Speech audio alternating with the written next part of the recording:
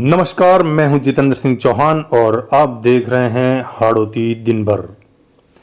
आइए नजर डालते हैं कोटा संभाग की आज की 10 बड़ी खबरों पर।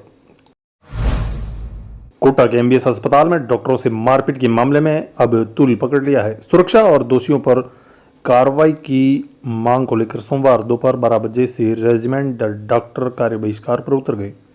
डॉक्टरों का कहना है कि अस्पताल में आए दिन मरीजों के परिजनों द्वारा भद्रता और मारपीट की घटनाएं हो रही हैं, लेकिन सुरक्षा के पर्याप्त इंतजाम नहीं किए जा रहे हैं। रेजिडेंट्स ने हॉस्टल और अस्पताल परिसर में सुरक्षा बढ़ाने के साथ गार्ड उपलब्ध करवाने की मांग रखी है। डॉक्टरों ने चेतावनी दी कि यदि जल्द कार्रवाई नहीं हुई तो आंदोलन को और तेज किया जाएगा। हम डरे हुए हैं। देखो, बताइए किस तरह से लगातार 2 दिन से डॉक्टर आक्रोशित है? हम सहमे हुए हैं। हमारे 24 घंटे ड्यूटी करने के बाद भी मरीज़ के साथ वाले आकर हमारे साथ बदतमीज़ी करी जाती है। प्रशासन द्वारा कोई नहीं लिया जा रहा है और 24 घंटे काम करने के बाद में भी ढंग से खाना वाना नहीं खा पा रहे हम लोग। सारी सुविधा देने के बाद भी मरीज़ के परिजन आके हमारे साथ बदतमीज़ी करते हैं। हमारे पास पूरी सुविधाएं नहीं है, फिर भी मरीज़ के परिजनों को नहीं दिख पा रहा है कि कभी भी आता है, कोई भी आता है। जब समाज के अंदर औरतों को सुविधाएं मिल पा रही है, सुरक्षा मिल पा रही है, तो अस्पताल में क्यों नहीं मिल पा रही सुरक्षा? हमारे साथ वालों के गले से स्टेथ निकाल लिया गया है, उसको लहरा रहे हैं, कपड़े निकाल के फेंक रहे हैं। ये कोई तरीका होता है क्या? कल आज किसी और डिपार्टमेंट में है, कल को हमारे साथ होगा। आप ये चाहते हैं दूसरा आरजीकर बन जाए हमारा कोटा भी? जिस तरह के आरोप लगाते हैं ये लोग कि इंजेक्शन लगाते ही तुरंत मौत हो जाती है, तो क्या? एक बार बताइए, हम इतना पढ़ लिख के यहाँ पे आए, हम गलत इंजेक्शन लगाएंगे क्या? फिर अगर यही करना है तो फिर आप किसी और से इलाज करवाने की ये तो होती है क्या? नाम बताइए।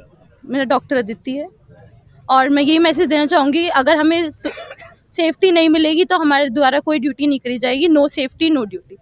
काफी दुखद बात है जिस तरह का घटनाक्रम हुआ है, काफी निंदनीय है। लगातार इस तरह की घटनाएं देखने में आती है कि जिस डॉक्टर को भगवान माना जाता है उसी के साथ में इस तरह से जो पेशेंट के जो देखो, ये जो घटना हुई है हमारे एक रेजिडेंट साथी के साथ में मारपीट की घटना हुई है, ये बहुत दुखद है और जितनी भी इसकी निंदा की जाए वो निंदनीय है। ऐसी घटनाएं दोबारा नहीं हो, इसी के लिए हम यहाँ एकत्रित हुए हैं और जो भी दोषी है उनके लिए कार्रवाई के लिए इकट्ठे हुए हैं। डॉक्टर केवल पढ़ लिख के मार खाने के लिए तो यहाँ पे आए नहीं है। हम हमारी तरफ से जितनी हमारे पास सक्षमता है, हमारे पास योग्यता है, हमारे पास डिग्री है, हमारे पास संसाधन है, हम उन सभी के द्वारा हमारी योग्यता से बढ़ के हम मरीजों की सेवा करते हैं। उसके बाद भी पब्लिक में ये नैरेटिव जाता है कि डॉक्टर्स प्रॉपर काम नहीं करते हैं। ऐसा कोई डॉक्टर नहीं है जो अपना काम प्रॉपर नहीं करता है, लेकिन फिर भी ये नैरेटिव जाता है। हमारे साथ मारपीट की घटनाएं होती है। कोई भी आदमी पढ़ के जब आप ये समाज के जो बच्चे, उसी समाज में से हम निकले हुए हैं जिस समाज में परेशानियाँ हैं, संसाधनों की कमियाँ हैं। कुछ संसाधनों की कमियाँ हमारे पास भी है, लेकिन हम उससे भी बढ़ के हम अपना पूर्ण समय के द्वारा मरीजों की सेवा करते हैं और मरीजों को बचाने का अधिकतम प्रयास करते हैं। लेकिन फिर भी हमारे ऊपर ये आरोप लगाए जाते हैं, उस आरोप को सहन करके भी हम इलाज करते हैं। लेकिन बार बार हम ये मारपीट की घटनाओं को हम नहीं सह सकते हैं। हम भी किसी के भाई हैं, किसी के बेटे हैं, किसी के बच्चे हैं, तो ये जनता को समझना पड़ेगा कि कोई डॉक्टर किसी भी मरीज का बुरा नहीं करता है।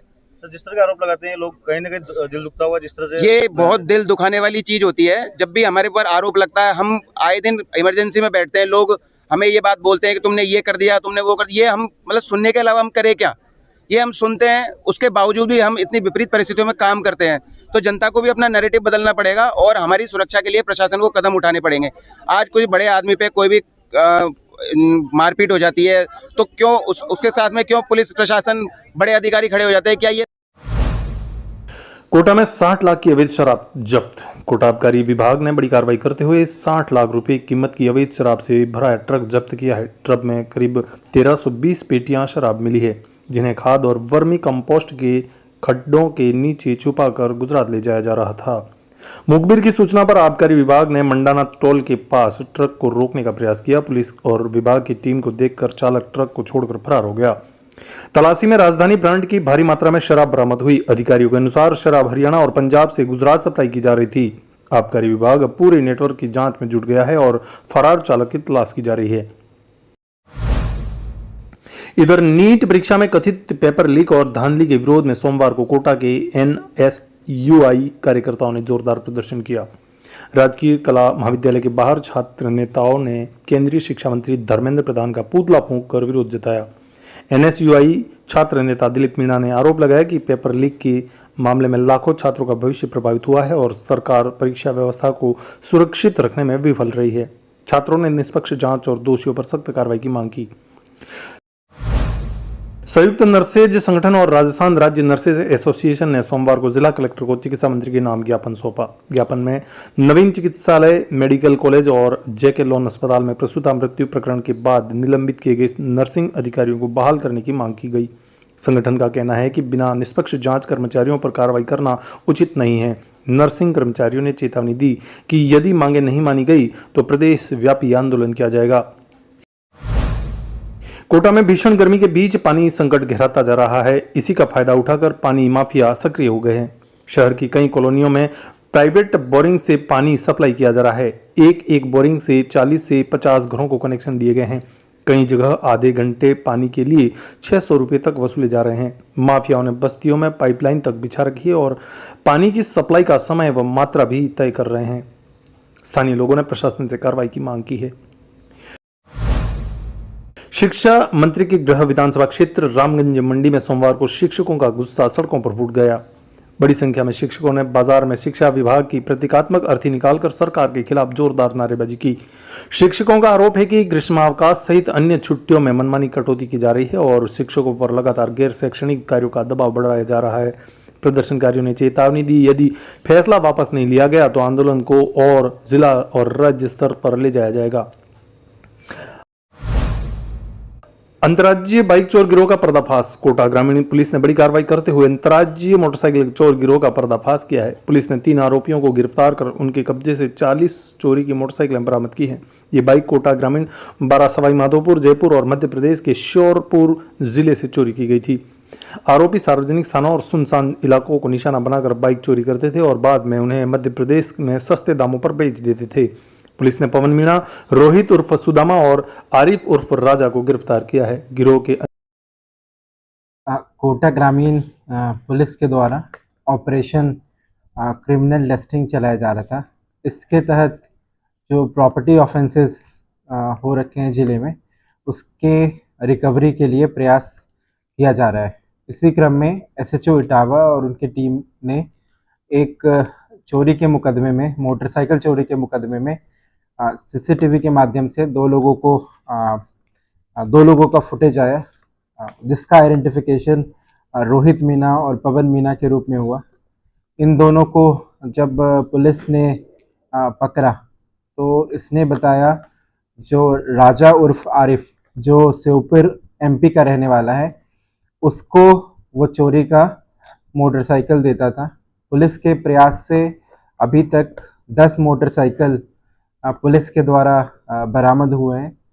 जो ये 10 मोटरसाइकिल है, ये अलग अलग ज़िलों में इसको चोरी किया गया है। 5 मोटरसाइकिल कोटा रूरल डिस्ट्रिक्ट में चोरी हुआ है, एक सवाई माधोपुर में चोरी हुआ है, 2 बारा में चोरी हुआ है, एक जयपुर सिटी में हुआ है और एक एमपी में भी हुआ है। तो इसके तहत पुलिस के द्वारा 10 मोटरसाइकिल बरामद किए गए हैं और इन 3 अभियुक्त को गिरफ्तार किया गया है। झालावाड़ में पर्यटन विकास समिति की ओर से अंतर्राष्ट्रीय संग्रहालय दिवस मनाया गया। गढ़ परिसर स्थित संग्रहालय में आयोजित इस कार्यक्रम में इतिहास और सांस्कृतिक धरोहर संरक्षण पर चर्चा की गई। वक्ताओं ने कहा कि संग्रहालय हमारी ऐतिहासिक विरासत को सहेजने और नई पीढ़ी तक पहुंचाने का महत्वपूर्ण माध्यम है।